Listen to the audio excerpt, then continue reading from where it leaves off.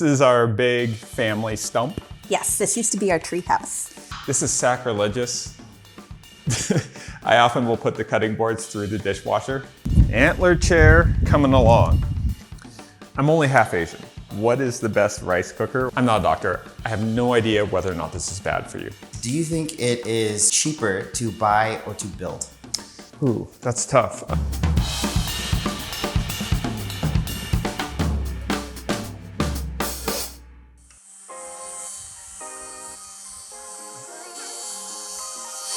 How's it going? So the MOOSE chair, I guess we're calling it the MOOSE chair, is coming along. Actually made more progress than I thought I would, quicker. So I carved out the rock.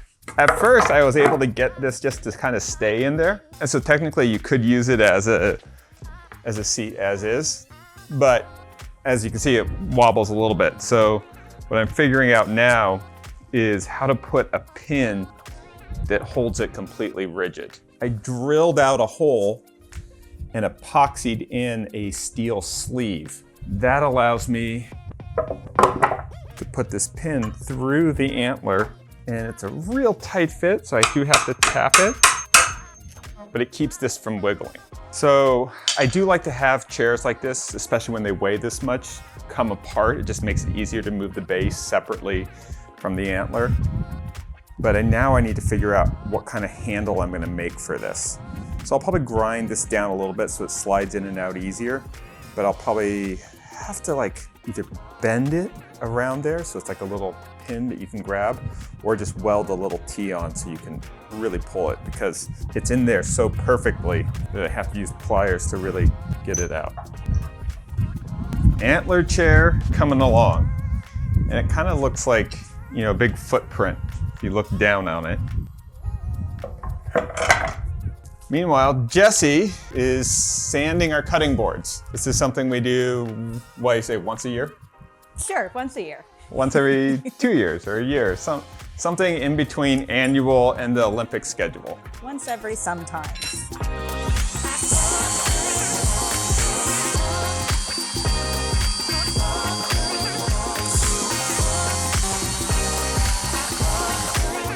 So this is the most useful DIY project that we've done in this house. It's our dish library. Really compact, holds to the wall, didn't use a lot of materials, very easy to build. And it makes it very easy, especially when you have guests over for dinner parties, to grab a dish and help themselves. So when we do have these parties, we typically put all the food out here on the island, and we just go, dinner's ready, everyone grabs a bowl or a plate and just moves along and serves themselves. Now, what Jesse was working on was redoing and making some new cutting boards. We use a ton of cutting boards, both for serving things like an avocado or cilantro, and also, of course, just as normal cutting boards. And this is sacrilegious, but I often will put the cutting boards through the dishwasher just because I'm lazy and I want to make sure that they're somewhat sterilized. So this was a piece of walnut that we made a cutting board out of scrap. And this is after 18 months of use. And you can see it's a lot of cut lines, it's faded in color, it's starting to crack and splinter. We'll get probably another year or two of use out of this. We just need to give it a light sanding and then re-oil it. So that's what we're doing now. And we've just found that having a whole bunch of variety of shapes and sizes allows us to sort of, whatever we're serving, gives us a ton of visual options for displaying everything and throwing out a good spread. So this is the cutting board we just finished. This was to replace one of the old maple ones that we did, and these are our tri-tip cutting boards. That's the most common cut of beef that we serve here. And if you look, we recessed out a depression. I've always hated that those cutting boards have those juice grooves around the edges, because that's the area where it's most vulnerable for spilling. Plus, when you're cutting up a big chunk of meat, you want the meat to sit in the juices. So we like to make them more like a shallow bowl. So while Jesse's sanding those boards, we're gonna cut some new ones. This is about as big as we go for cutting boards. This is gonna be another tri-tip board where we can throw out everything from a tri-tip, sausages, and a bunch of grilled vegetables. This is walnut from the tree in my parents' backyard. And as much as I love the color contrast of the sapwood, we're gonna trim that off. The sapwood tends to be more absorbent and not as hard. So it looks nice, but we're gonna rip that down. And this board is not straight at all. It's pretty, it was milled by a friend, so not exactly great dimension lumber. And then we're gonna scoop it out with the angle grinder to give us that kind of recess. So.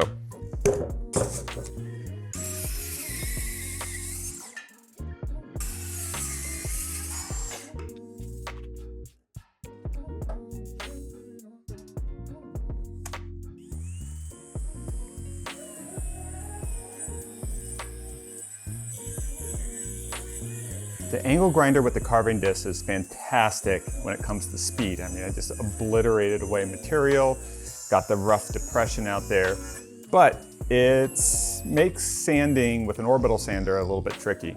So that's why I like to use the belt sander in between.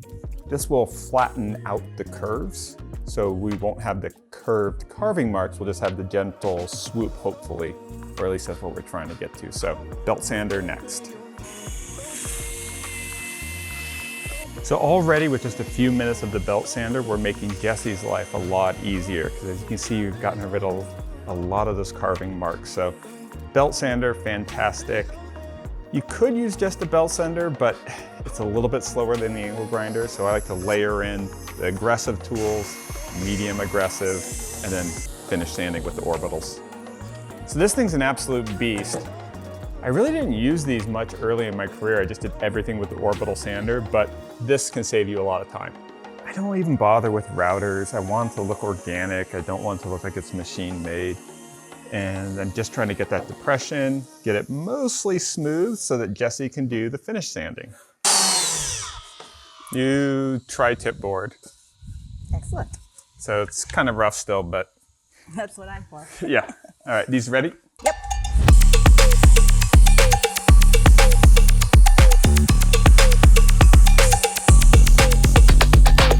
These are the blocks that Jesse just finished sanding, and we're just gonna get the sawdust off of them. And we're also gonna condition one of our old boards that hasn't been resanded. Probably should resand them, but you don't have to. I just want to show the contrast. Now we're using mineral oil, and people have a lot of opinions on mineral oil. In general, the conventional wisdom says that this is a perfectly safe cutting board conditioner to use. There are some alternatives. I just ordered a coconut oil, non-mineral oil cutting board conditioner. It's about twice the price, but still not that expensive. But everything that I have found out, or every bit of internet research I've done, has said that this stuff is safe. You definitely don't drink it, but it's safe for sealing up porous materials like wood. That's not my opinion. I'm not a scientist. I don't know, but I haven't had any issues with it. But I do know there's a lot of people that have opinions about mineral oil, so do your own research. There are a few alternatives out there. I have used olive oil and stuff like that before, but I found that those can attract like fruit flies. So, you know, the more organic you get with the oil, that you might get some other unintended consequences. And this is just the easiest finish job possible. You just slather it on, let it soak in, wait about 15-20 minutes, add another coat, and then just keep going. And then when you're all done, wipe off the excess and let them dry. And I would let them dry for a good couple of days before you use them for food. It's really interesting, like this one that has been kind of bleached out through the dishwasher has a totally grayer color than the fresh sanded stuff. I'm just wondering if all the washing and drying has kind of turned it more into like a driftwood.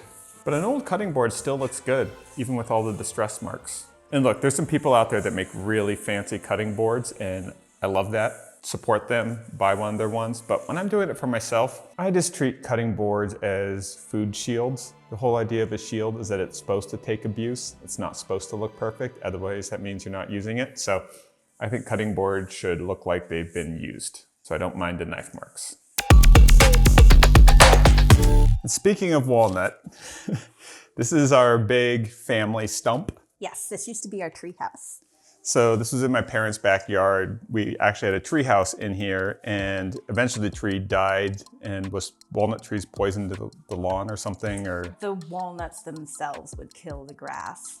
so We cut it out. It was probably like a 5-year project. Every time we were there for Christmas and Thanksgiving, we would dig out, because this was cut really close to the base. So we had to dig a giant hole around it, carved out a bunch of the roots, which we turned into a couple projects, and then finally was able to saw it off, ratchet it over using a bunch of pipes so it could roll on the ground, because this weighs about 700 pounds-ish. And now we're turning this into our new dining room table. So still a lot of dead wood and bark and stuff around the outside. Termites also started eating it once the top was felled. And what did the raccoons use it for? This was the raccoon toilet area, which made my mom very angry. So she put a tarp over it, and then they pooped on the tarp. So now I'm figuring out how I'm going to turn this into a table. And what I'm mostly thinking is cutting it at about 30 inches from this platform to here, right across. Then that'll be the base. We flip it upside down, that'll be the top. We cut it at 30 inches initially. That gives us about 2 inches to mill down to get a flat surface, because I'm sure there's some cracks here. And then it'll be scooping out the sides and getting on one of those nice kind of flowy design things. But that's the main idea. The other option, which would probably be more visually dramatic, would be slice it right down the middle, put a big rock in, and then have 2 wings coming off either side that could kind of scoop towards the rock. But I think that would be too difficult to move around and bigger than what we need. Yeah, I mean, heavy furniture is kind of your specialty. Lately, yeah. But I also think, I like it as just the stump. I think the rock is distracting. I like it as just like, this is our childhood memory. We'll try to carve out useful pieces. It's kind of hard to get one fluid chunk removed with the chainsaw.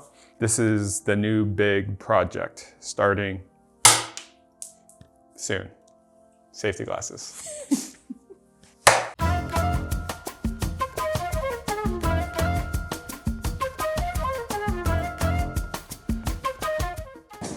All right, Shane, what are we talking about? I figured we'd do like a rapid fire. So what have you been watching, reading, and listening to? Watching? I just watched Makes with Miles collab video that he did out here in Joshua Tree. He did a rock and wood bench that's very similar to some of the ones that I've done before. But we had Miles out there, we had a blast. One of the best video producers in the making and design game. Phenomenal edits. And I've watched Miles grow up. I remember him interviewing me when he was like, I don't know, like 13 or 14 or something at a maker fair. He's all grown up now, he's in college studying design, and he came out here, we ate tri-tip, we built stuff, and check out the video. It's a beautiful project and a phenomenal video. And what are you reading? I just finished Project Hail Mary, really good sci-fi. I first learned about Andy Weir when I saw the movie The Martian and just loved that, one of my favorite movies from all time. So Jessie, my sister, recommended Project Hail Mary. Phenomenal audiobook, great narration, and just really thoughtful sci-fi that makes you think about science and the world and even broader sort of systems of what is the meaning of life kind of stuff. It is coming out as a movie soon, so I would go get the audiobook and listen to it first, and I'm still pumped to see the movie. What you been listening to? Listening, one of my favorite design podcasts just came back from a hiatus. It's called Minor Details with Nick Baker. It's 2 designers chopping it up, talking about stuff, very thoughtful. Perfect, hipster, cool, designery podcast. Check it out. All right, Ben, so you built this house. Do you think it is cheaper to buy or to build? Ooh, that's tough. It really depends. It depends on how much money you have on hand. You can get more of what you want if you're disciplined in the design process and build from scratch. But you have to have what's equivalent to a bigger down payment. An existing house that you buy and do a renovation to, it's already valued. The bank knows how to lend against it. So you might only need to have like 5 to 10% of a down payment. When you're building from the ground up, 1, you need to have the land, and 2, it's very risky because a lot of homes that start to get built don't get finished. So you probably have to have closer to 30 to 40% of the total cost of the project on hand. So for this house, it cost me about $440,000 to build, and the land cost about $45,000 to $50,000. So call it $500,000 for everything. But you had to have quite a bit of cash on hand because you're paying the contractor as you go, and then the bank reimburses you for the construction loan. So you have to have $150,000 on hand to get started, buy the land, and move forward. The end result, though, is there's an efficiency in that you can get exactly what you want. I knew I wanted a very simple house, high ceilings, quality materials, but nothing fancy. I also saved a lot of money by not going crazy on the design and then DIYing out my kitchen island, all the cabinets, which would have probably, if I had a builder do them, cost me about $30,000 to $40,000. If you go the custom home route and hire architect, builder, you're probably gonna get pretty expensive really fast. The other thing to consider is that most people haven't built a house before or commissioned a house. So they're not gonna make the best economic decisions. They just don't have the repetitions and the experience. When you buy a house, you're forced into all the efficiency that a builder or a developer picked. So it tends to keep you more affordably oriented. And then when you get pricing on renovations, you're like, oh crap, that's super expensive. I'm just gonna leave that alone and just repaint it. So you get the most specificity when you build, but you have to have a lot of discipline. And we're gonna do a video on this whole project about what it costs start to finish. But the analogy I would sort of use is building your own house is affordable if you think about it like cooking at home. If you're just having a steak, some white rice, and some vegetables, that's a pretty solid meal, and you can get a pretty good steak, but you're not spending a lot on all these extra things. So the economic efficiency is outstanding. If you just were to say, oh, I wanna go make burgers from scratch and you have nothing in your fridge, and you buy the buns, but you're only gonna use part of them, you get a whole head of lettuce, but you only need a few leaves, you need mustard, ketchup, pickles, onions, all these other condiments. Even though the ground beef is way cheaper, you might end up spending more than you did on the steak with minimal sides. If you're budget constrained, that's how you should think about building your own house. You should think about it as like, how do I spend it all on the big cut of meat and then go real efficient with the rice and just vegetables to be a little bit healthy? That's how you keep the cost really, really reasonable. And that's what we kind of did here. Everything we did in this house is simple. Very few corners. That reduces labor cost. High ceilings, that adds a little bit of price. We used a premium roofing because I never want to have to deal with leaks. That cost a little bit more. We used premium doors and windows. That added more. But then I DIY'd out all the cabinets and millwork, and that saved us a ton. So it can be cheaper, but for most people, it's going to be cheaper to buy just because that forces you into all these efficiencies that experts put into the project in the first place. Oh, I also thought of one more thing I'm listening to. Jenny Lewis, On the Line. It's one of the albums I have in vinyl. Spectacular, start to finish. Total vibe, get it, try it.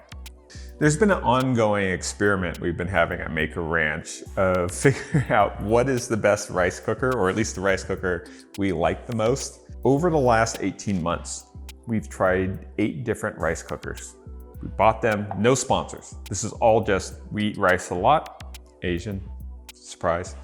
And we just really wanted to figure out the one that was best for our lifestyle. So that means both on a daily basis, that's what's really efficient, but then also like what's good when you have a large group of people over and you gotta serve them a bunch of calories. So I'm only half Asian, Japanese.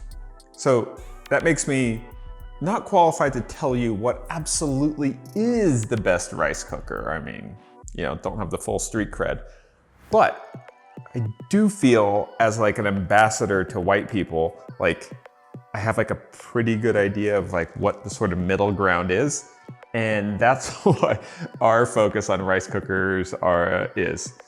I grew up eating rice with pretty much every meal, but I am fully Westernized and American. So take it with a grain of salt.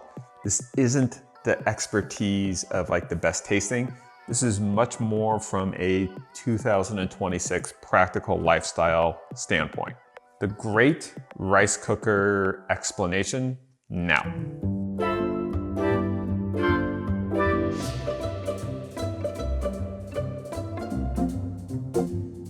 About a year ago, I posted that I was testing different rice cookers and I solicited a whole bunch of recommendations of what's the best rice cooker. Got a lot of responses. We didn't want to just immediately do a video because you have to actually work these into your lifestyle and figure out what works for you. We've tried so many, none of these are sponsored. So this is full authentic. We've tried it, this is what we think, and we're gonna explain why. So these are all fine rice cookers. These were all various recommendations. And they kind of fall into categories. There's ones like this, which are great from an electronic standpoint, reasonably priced, but they have like a Teflon or some sort of artificial coating. I'm not a doctor. I have no idea whether or not this is bad for you. But I do use a rice cooker multiple times a week, probably like 4 nights a week. So if it is even a little bit bad for you, there's a lot of surface area and it's going to impact us over time. So right away, we try to avoid that. There's inexpensive rice cookers, which work extraordinarily well, particularly for the cost. They're just super basic. Also, this, who knows what this coating is. You can get these with stainless steel, and that's what we used for a lot of years. This was recommended by my good guy, Ben Pake, Wobie, shout out. This one's pretty great. It works phenomenally well. There's a ton of things you can do with it beyond just rice. It's almost like a slow cooker. More expensive and way bigger than what we need. Here's the thing I've noticed. There's these ones that are kind of like modern electronics, and they try to work in these little things that capture some of the moisture. All of this just gets nasty. And when it comes to cleaning something like this, you can't take this whole electronic contraption and throw that in a dishwasher. You can take this out, but this is like a wet and warm cooking procedure, so it's gonna get a little residue all over the place. It's actually what I really like about the old school ones is that everything is pretty separated. There's not that much plastic. This is all metal. Oops. Well, at least we know that part won't break. That part also very resilient. Highly recommend. So love the simplicity. If you do get like little grains of rice down in there and a little bit of the residue, it can be a hard scrub. So none of these left us completely satisfied. So I'm going to show you the winner and tell you why. This is the one that I think is the best rice cooker. And right away, the thing that I like about it the most, 2 lids. Now, you don't cook with 2 lids, but what I like, you just put the rice in here, rinse it, and you cook with this lid. But I don't make rice every day because I make too much rice most of the days and then have it as leftovers the following day. And so to take it out and have a lid that fits the inner one, it can go right into the fridge, super convenient. It's also a double boiler. You actually put water in here and that evenly or more evenly distributes the heat, which gives you a little bit of a faster and better kind of cooking time. I also like the way this one looks the most. This is a new rice cooker that looks like an old rice cooker because they only change the parts that are important. All the switches have like nice clicky sounds. Listen to this. Oh, it's so good. Solid. They are good clicky noises. It's a great click. You did a good job. Okay, thank you. The color, 10 out of 10. Absolutely. So it looks like something that could go on your Asian grandma's counter. White grandma had glasses in that color, that avocado color. I love it. It is a nice avocado. Kind of reminds me of like an old vintage Datsun, but this is the absolute winner. Now, not cheap, kind of expensive. Link down below. But when you factor in the cost of rice, particularly in bulk, and the fact that it's a relatively healthy thing to eat, kind of where you should put your money into. So again, no idea if these coatings are bad for you. No idea if stainless steel is better, but with how much we use it, we thought, well, let's just go with the stainless steel one. And it's relatively easy to clean. There aren't all these little plastic crevices and moisture boxes and stuff like that to get out. You just wipe everything down, water goes in there, and then of course this part can go through the dishwasher. So, best rice cooker, now let's cook. We're not throwing any of these away just because we don't like them. Shane gets our second favorite rice cooker. You're welcome. And these ones we will give away to other people that we know.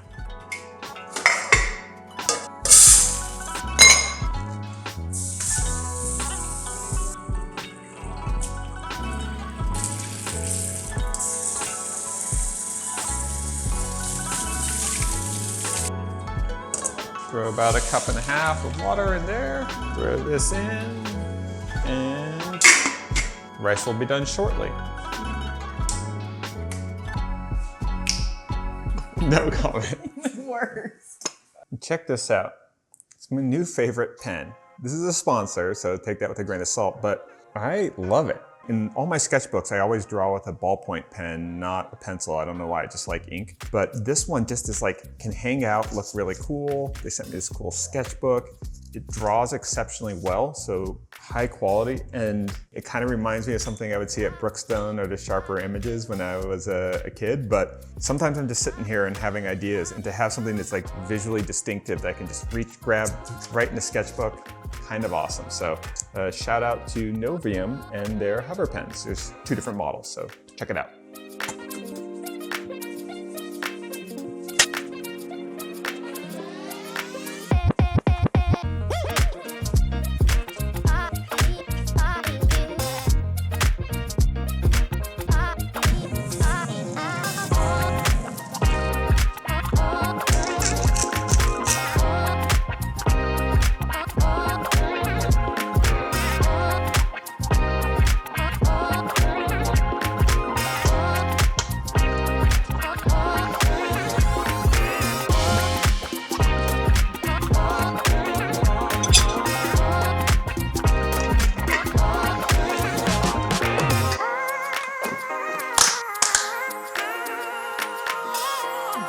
Ow, it's hot.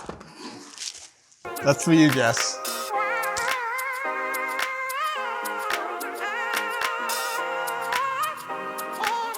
All right, comfortability test. That's what really matters with RC furniture. Is it actually comfortable? I wouldn't want to rock too hard on it. Yeah. But an antler's surprisingly strong. It totally works. Just take microphone builds here. I approve. Yeah, martinis are good. Cheers. Cheers to Make a Ranch 2.0.